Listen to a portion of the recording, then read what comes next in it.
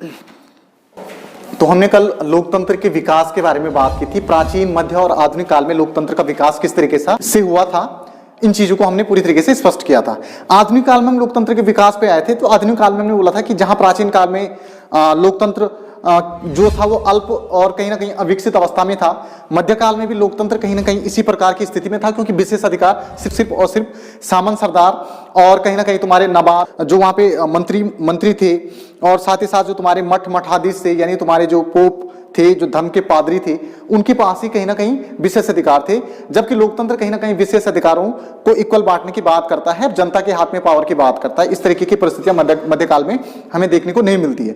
अब आ जाते हैं आधुनिक काल पे। तो आधुनिक काल में हमने जैसे जिक्र किया था कि आधुनिक काल में लोकतंत्र का व्यवहारिक स्वरूप हमें देखने को मिला, और इसकी हमने पूरी हिस्टोरिकल बैकग्राउंड किस तरीके से था उसके बारे में हमने बताया था। मध्यकाल में हमने जहां बताया था सामंतवाद अपने चरम पे था, बोलबाला था। आधुनिक काल में हमने बोला था कि भाई 16वीं शताब्दी में जब राजसाजों का उदय होता है और इटली, फ्रांस और कहीं ना कहीं जर्मनी में बड़े निरंकुश राजा क्या होते हैं, शासन की सत्ता संभालते हैं। तो उनकी शासन की सत्ता संभालने के बाद कहीं ना कहीं क्या हो जाता है, वो सामंतवाद को पूरी तरीके से कुचल देते हैं, और सामंतवाद को कुचलने के साथ साथ वो कहीं ना कहीं धर्म और आर्थिक क्षेत्र में भी कहीं ना कहीं हस्तक्षेप करते हैं, जो मध्य युग में राजा नहीं करता था। क्योंकि मध्य युग में हमने बोला कि आर्थिक जो शक्ति थी वो पूरी तरीके से किसके हाथों में नहीं थी, सामंतवादों के हाथों में नहीं थी। अब आधुनिक काल में जब राजसाज्यों का उदय होता है और सामंतवाद पूरी तरीके से खत्म होता है, और उसके बाद जब निरंकुशवाद आधुनिक काल में अपने चरम पे पहुंचता है, तो निरंकुशवाद को या निरंकुश राजाओं को चुनौती देने के लिए व्यवसायिक वर्ग किसका स्थान ले लेते हैं, सामंत। जो काम मध्यकाल में सामंत करते थे वो कहीं ना कहीं अब उनके विकल्प के रूप में यहाँ पे सामंतवाद की जगह ट्रांसफर हो जाते हैं। कौन, व्यापारी वर्ग। और व्यापारी वर्ग कहीं ना कहीं उसकी सत्ता को चुनौती देने की कोशिश करते हैं, निरंकुश राजा की सत्ता को। तो निरंकुश राजा की सत्ता को चुनौती देने के संदर्भ में हमने जिक्र किया था कि भाई राजा और जनता यानी व्यापारी वर्ग के बीच संघर्ष हमें देखने को मिलता है।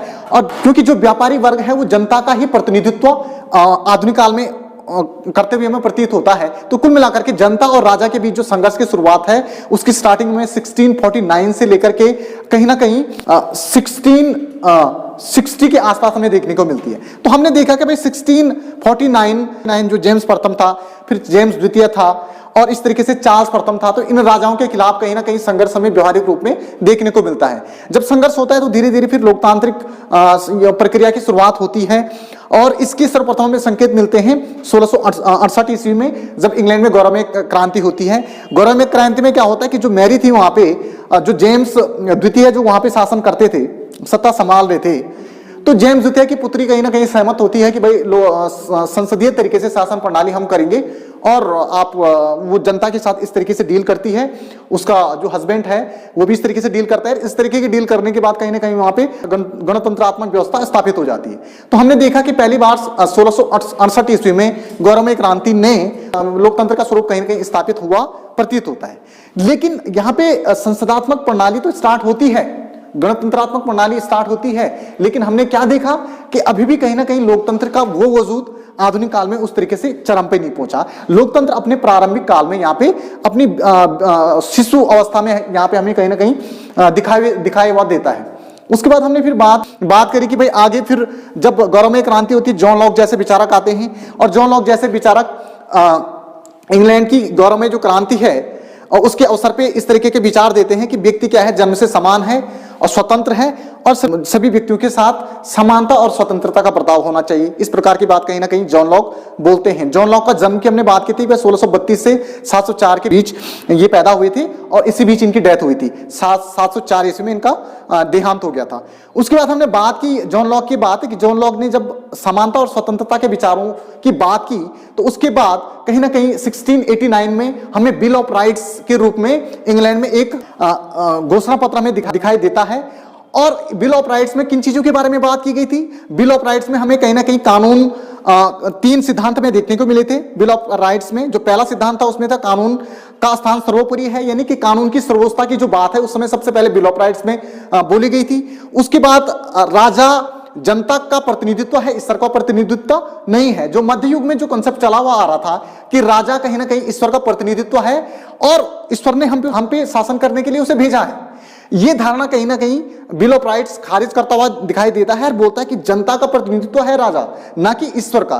तो यहाँ पे राजा का जो प्रतिनिधित्व की जो बात है वो जनता के फेवर में करता है कौन? Bill of rights. तो इस तरीके से जनता और राजा के बीच जो समन्वय या उनके बीच जो एक पैचअप है, ये पैचअप हमें कहीं ना कहीं बिल ऑफ राइट्स में देखने को मिलता है। कब होता है बिल ऑफ राइट? 1689 में। अब जो तीसरा सिद्धांत बिल ऑफ राइट्स का था वो था न्यायालय की सर्वोच्चता की बात करता है, अब विवाद का विषय नहीं है। कहने का मतलब यह है कि बिल ऑफ राइट्स में तीसरी बात इस तरीके से बोली जाती है कि न्यायालय जिन भी चीजों के बारे में बात करेगा वो विवाद के विषय नहीं होने चाहिए और न्यायिक स्वतंत्रता की बात करता है। वर्तमान में भी हम देखते हैं कि भाई कानून की सर्वोच्चता की हम बात करते हैं, क्योंकि भारत में क्या है? कानून सर्वोच्च है। अमेरिका में क्या है? अमेरिका में न्यायपालिका सर्वोच्च है और ब्रिटेन में संसद सर्वोच्च है। अब हम थोड़ा सा इसको समझ लेते हैं कि भाई ये सर्वोच्चता का कंसेप्ट है, तो ये सबसे पहले कहां से आया था? बिल ऑफ राइट्स में से आया था। कानून की सर्वोच्चता की बात उसने की थी। साथ ही साथ जो न्यायिक सर्वोच्चता की जो बात है वो आज के दौर में जो हम लागू करते हैं वो किसकी देन है? बिल ऑफ राइट्स की देन है। तो हम थोड़ा सा इसमें इस कंसेप्ट को भी समझ लेते हैं कि भाई कानून की सर्वोच्चता क्या है, न्यायिक सर्वोच्चता हम किसे कहते हैं, और कहीं ना कहीं संसदीय सर्वोच्चता क्या है। यानी अगर हम इंडिया की बात करें तो इंडिया को हम बोलते हैं कि भाई इंडिया क्या है? इंडिया में क्या है? इंडिया में कानून सर्वोच्च है। कानून और न्यायपालिका में अंतर है। तो इंडिया की अगर हम बात करें तो इंडिया में क्या है? कानून सर्वोच्च है। अमेरिका में क्या है? न्यायपालिका सर्वोच्च है। और ब्रिटेन में क्या है? संसद सर्वोच्च है। अब थोड़ा इसके माइन्यूट अंतर को समझ लीजिए कि अगर आपसे कोई इंटरव्यू में पूछता है कि भाई इंडिया में कानून कैसे सर्वोच्च है, इसको जस्टिफाई करे, या फिर ब्रिटेन में संसद कैसे सर्वोच्च है, इसको जस्टिफाई करे, तो आपका आंसर क्या होना चाहिए? आप बोलोगे कि इंडिया में जितनी भी संस्थाएं हैं, चाहे वो कार्यपालिका हो, विधायिका हो, न्यायपालिका हो, कार्यपालिका, विधायिका और न्यायपालिका को तीनों के कामों का पूरा ब्यौरा हमने संविधान में दिया है और हमने उनके खूंटे निर्धारित किए गए। हमने संविधान में विधायिका, कार्यपालिका और न्यायपालिका, हमने हमारे संविधान में विधायिका जो कानून बनाने वाली संस्था है उसके खूंटे निर्धारित किए गए हैं। उन खूंटों से बाहर वो नहीं आ सकता है। वहीं कार्यपालिका का भी दायरा हमने संविधान में फिक्स किया है, उससे बाहर वो नहीं आ सकता है। और वहीं न्यायपालिका का दायरा भी हमने फिक्स करा हुआ है संविधान में। यदि अगर विधानमंडल अगर अपने दायरे से बाहर आती है तो इसके दायरे को संतुलित करने के लिए हम न्यायिक पुनरावलोकन और न्यायिक सक्रियता जैसे कंसेप्ट से इसको कम्युनिकेट करने की कोशिश करते हैं। वहीं कार्यपालिका को भी हम इसी तरीके से क्या करते हैं? न्यायिक सक्रियता के मामले में क्या करते हैं? उसको हम संतुलित करते हैं। कहने का मतलब यह है कि विधायिका का काम क्या है? कानून बनाना। और आर्टिकल 13 में कानून शब्द की व्याख्या प्रस्तुत की गई है। यानी हमारा जो संविधान है 395 अनुच्छेद उसमें है, तो उसमें आर्टिकल 13 कहीं ना कहीं कानून को डिफाइन करता है, कानून के शब्द को परिभाषित करता है। आर्टिकल 13 में यही बात कही गई है कि संसद कानून बनाने के लिए स्वतंत्र है, लेकिन संसद उन्हीं सीमा तक कानून बना सकती है जिन सीमाओं में मौलिक अधिकारों का उल्लंघन ना हो रहा हो। इस प्रकार की बात आर्टिकल 13 करता है। तो यानी जो संसद है यानी विधायिका है वो कानून कहां तक बनाएगी? सिर्फ और सिर्फ आर्टिकल 12 से 35 के बीच छेड़छाड़ नहीं करेगी, इसके बाहर वो बना सकती है। तो यानी दायरा फिक्स हो गया। तो कुल मिलाकर के संवैधानिक सर्वोच्चता का मतलब यह है कि हमारे यहां पे कोई भी संस्था जो है उसके कामकाज पूरा ब्यौरा संविधान में लिखा गया है, उससे बाहर वो कहीं नहीं जा सकता है। बाहर जाने की स्थिति में उस पे कहीं ना कहीं हमने जैक लगा रखा है, हमने दूसरी संस्थाएं कंट्रोल करने के लिए उसको लगा रखी है। वही कार्यपालिका और न्यायपालिका का कंसेप्ट है। वहीं अगर हम अमेरिका की बात करें तो अमेरिका में वहां पे न्यायिक सर्वोच्चता की बात की जाती है। न्यायिक सर्वोच्चता का मतलब यह है कि वहां पे जैसे कोई दंड है, दंड का प्रावधान संविधान में है कि भाई इस तरीके का दंड है। जैसे कोई इस तरीके की सजा है उसके बारे में बोला गया कि भाई इसके लिए कठोर दंड होना चाहिए। वहां पे न्यायाधीश क्या करते हैं कि उस जो स्टेटमेंट वहां पे लिखी गई है उस दंड के संदर्भ में उसकी व्याख्या अपनी तरफ से करने के लिए पूरी तरीके से स्वतंत्र है। तो इस तरीके से वहां पे न्यायिक सर्वोच्चता का भाव है, क्योंकि वहां पे इस प्रकार का कंसेप्ट ना ही विधायिका को मिला हुआ है, वो अपनी मर्जी से कानून नहीं बना सकती है। कार्यपालिका भी अपने दायरे में रहेगी, लेकिन न्यायपालिका को इस तरीके के राइट वहां पे मिले हुए हैं, इसलिए न्यायपालिका वहां पे सर्वोच्च है। वहीं पे अगर हम ब्रिटेन की बात करें तो ब्रिटेन की संसद में इस तरीके का कंसेप्ट हमें देखने को मिलता है। ब्रिटेन में जो संसद कानून बनाएगी उस पर किसी भी प्रकार का कोई क्या नहीं होगा, हस्तक्षेप नहीं होगा। जबकि भारतीय संदर्भ में अगर हम देखें तो भारत में हस्तक्षेप है। अगर कोई संसद अगर किसी ऐसे कानून का निर्माण करती है कि जो मौलिक अधिकारों का उल्लंघन हो रहा हो या कर रहा हो, तो न्यायिक पुनरावलोकन के तहत हम उसको क्या कर सकते हैं? चुनौती दे सकते हैं। और न्यायिक पुनरावलोकन के तहत न्यायपालिका क्या निर्देश देती है? न्यायपालिका संसद को बोलती है कि भाई आपने जो ये कानून बनाया है इस लाइन में इतने से इतने तक इतने शब्दों में मौलिक अधिकारों का उल्लंघन हो रहा है, आप क्या करें, कृपया इस लाइन को हटा दीजिए, इसकी जगह दूसरी डाल दीजिए। इस तरीके के दिशा निर्देश विधायिका को देता है, जबकि ब्रिटेन में इस तरीके का कंसेप्ट नहीं है। तो इसलिए वहां पे संसद सर्वोच्च है, क्योंकि संसद को वहां पे पूरी आजादी है बनस्पत भारत की तुलना में। भारत में किसको आजादी है कि किसी भी संस्था को आजादी नहीं है। सरकार के जो 3 हैं इनमें किसी को भी आजादी नहीं है, जबकि अमेरिका में किसको आजादी है, न्यायालय को। न्यायालय अपनी मर्जी, जो न्यायाधीश हैं वो अपनी मर्जी से क्या कर सकते हैं, वहां पे कानून की व्याख्या कर सकते हैं। तो इस तरीके से आप इसमें जो बुनियादी अंतर है उसके आधार पे आप इसको जज कर सकते हैं। उसके बाद हमने बोला था कि बिल ऑफ राइट्स कहीं ना कहीं सर्वोच्चता की बात करता है। इस मुद्दे पे चल रहे थे, तो सर्वोच्चता का कॉन्सेप्ट कहीं ना कहीं ये जो वर्तमान में जो कॉन्सेप्ट है वो यहां से आया। अब हमने बात की कि भाई बिल ऑफ राइट्स भी आया 1689 में। उसके बाद अमेरिका स्वतंत्र हुआ 1776 में। अमेरिका की स्वतंत्रता के 2 वर्ष बाद ही 1789 में फ्रांसीसी क्रांति होती है। फ्रांस में एक लुई 16वीं एक राजा थे, बहुत निरंकुश राजा थे, उनके खिलाफ क्या होती है, उनको सत्ता से हटाने के लिए क्रांति होती है, जिसको हम फ्रांसीसी क्रांति के नाम से जानते हैं।